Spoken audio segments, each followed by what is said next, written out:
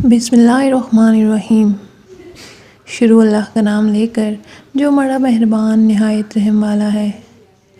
حضرت ابو ہریرہ رضی اللہ عنہ کہتے ہیں کہ رسول اللہ صلی اللہ علیہ وآلہ وسلم نے فرمایا، تم میں سے جب کوئی وضو کرتا ہے اور اچھی طرح وضو کرتا ہے، پھر مسجد آتا ہے اور اس کے گھر سے نکلنے کا سبب صرف نماز ہی ہوتی ہے، تو اس کے ہر قدم کے بدلے اللہ تعالیٰ اس کا ایک درجہ بلند کرتا ہے اور ایک گناہ مٹاتا ہے، یہاں تک کہ وہ مسجد میں داخل ہو جائے۔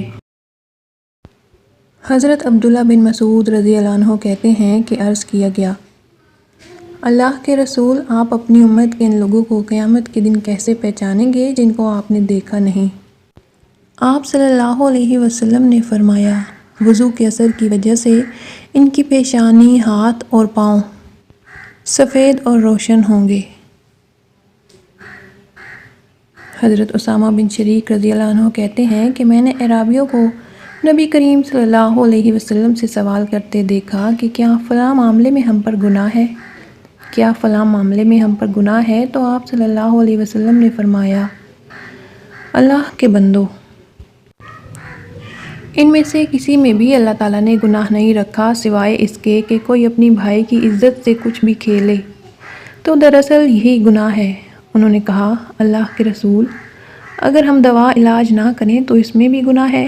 آپ صلی اللہ علیہ وسلم نے فرمایا، اللہ کے بندو، دوا علاج کرو، اس لیے کہ اللہ تعالیٰ نے کوئی ایسا مرض نہیں بنایا جس کی شفا اس کے ساتھ نہ بنائی ہو سوائے بڑھاپے کے۔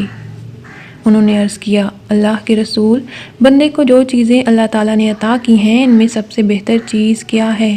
آپ صلی اللہ علیہ وسلم نے ارشاد فرمایا، حسن اخلاق۔ حضرت جابر رضی اللہ عنہ کہتے ہیں کہ میں نے رسول اللہ صلی اللہ علیہ وسلم کو فرماتے ہوئے سنا، سوتے وقت عصمت کا سرما ضرور لگایا کرو کیونکہ اس سے نظر تیز ہوتی ہے اور بال اگتے ہیں۔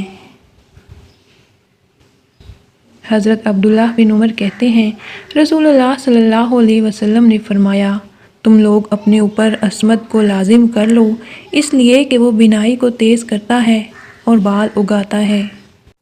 وضاحت: سرمد ایک پتھر ہے جو اصفہان میں پایا جاتا ہے، اس سے تیار کردہ سرما بہترین اور مفید ہوتا ہے۔